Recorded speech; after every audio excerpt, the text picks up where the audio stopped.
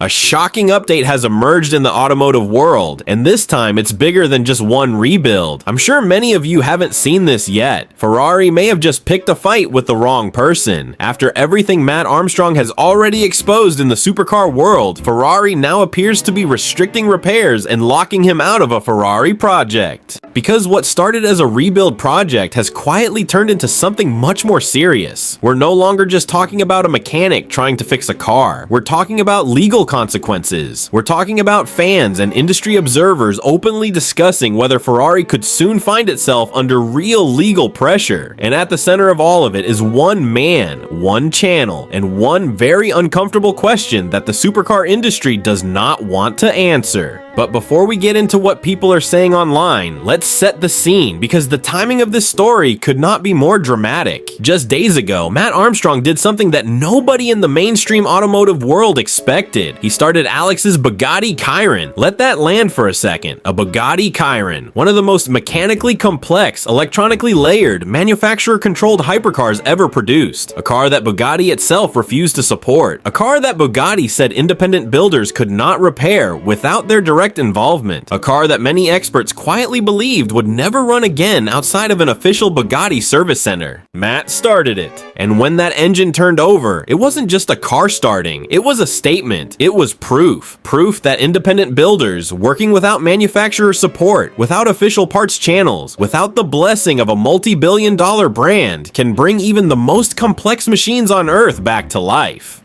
And that moment, that single moment, is now fueling an entirely different fire.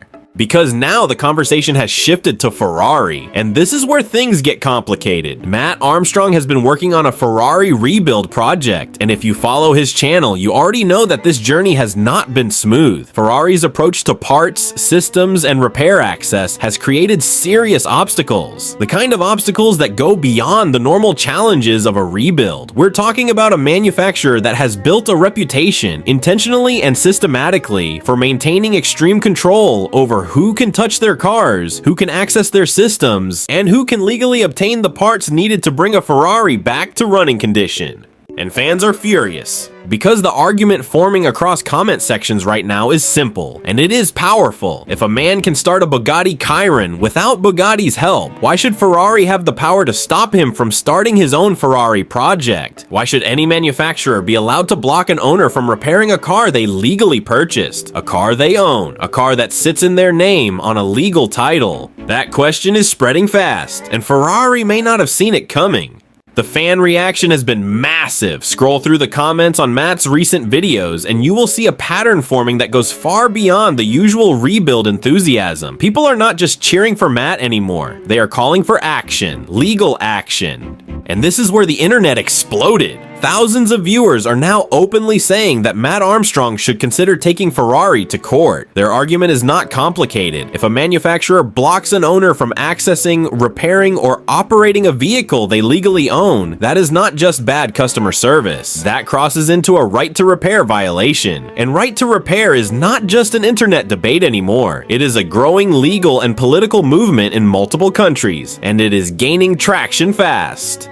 The core idea being pushed by Matt's supporters is this: every time a manufacturer restricts repair access, the owner of that vehicle should file a lawsuit for the full market value of the car, not a settlement, not a repair, the full value. Because if manufacturers understand that blocking repairs means paying out the worth of the vehicle repeatedly, the financial math changes completely. The profit motive behind restricting repairs disappears, and suddenly independent builders get access. Now, some of you might be thinking, is that realistic? Can you actually sue a manufacturer for blocking repairs on your own car? And the honest answer is, it depends on the jurisdiction. It depends on how the restriction is applied. But here's what matters in this story. The conversation is happening. Legal professionals are starting to weigh in online, and the idea that this could become a real courtroom battle is no longer being dismissed as fantasy.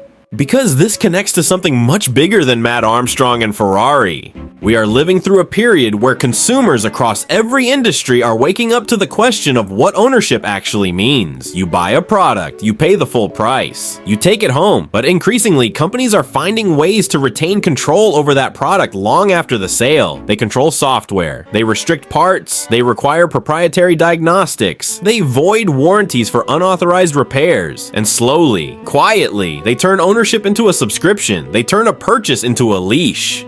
And people are done with it. The right to repair movement has already scored major wins in the electronics world. It is gaining momentum in the agricultural equipment space, where farmers are fighting major manufacturers over the right to fix their own tractors. And now that same energy is entering the automotive world. And Ferrari, with its reputation for extreme exclusivity and tight manufacturer control, is becoming a symbol of exactly what millions of people are frustrated about. But Ferrari has an argument, and it's worth understanding before dismissing it.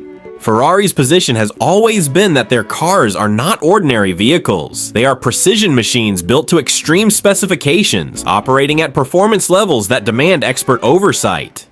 But that's where things get complicated, because Mystique cannot survive scrutiny, and right now, Ferrari is under a microscope. Supporters of Matt are now saying that if Ferrari continues down this path, he should not only pursue legal options but document every single step publicly, every denied parts request, every locked system, every barrier, because in a right to repair case, documentation is everything. And Matt Armstrong, more than almost anyone in the automotive world, knows how to document a story. Some people online are even going further. They are suggesting that if this ever reached a courtroom, the case would not just be about one Ferrari and one rebuild. It could set a precedent, a legal precedent that manufacturers across the entire automotive industry would have to answer to. A ruling that could determine once and for all where a manufacturer's authority ends and an owner's rights begin. The question hanging over this entire situation is one that Ferrari has never had to answer publicly before. Not like this. Not with this kind of pressure. Not with this kind of audience. Who really owns a Ferrari once it leaves the showroom? Is it the person who paid for it, insured it, titled it, and parks it in their garage? Or does Ferrari retain enough control over parts, software, and systems to effectively decide what that owner can and cannot do with their own property? And if it turns out that Ferrari's answer is the latter, what happens when that answer meets a man who just proved he can start a Bugatti Chiron, a global audience demanding accountability, and a legal movement that is growing by the day?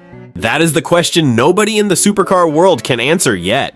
But we may be very close to finding out. Because Matt Armstrong is still working, the project is not over, the story is not finished, and Ferrari may be about to learn something that Bugatti is already discovering the hard way. And right now, that fight has never had a bigger audience. Make sure you are subscribed so you do not miss the next update on this story, because I have a feeling we are nowhere near the end. Drop your thoughts in the comments. Do you think Matt Armstrong should pursue legal action? Do you think Ferrari has the right to restrict repairs on cars that have already been sold? And if this ever went to court, who do you think would win? I want to hear from you, because this conversation is just getting started.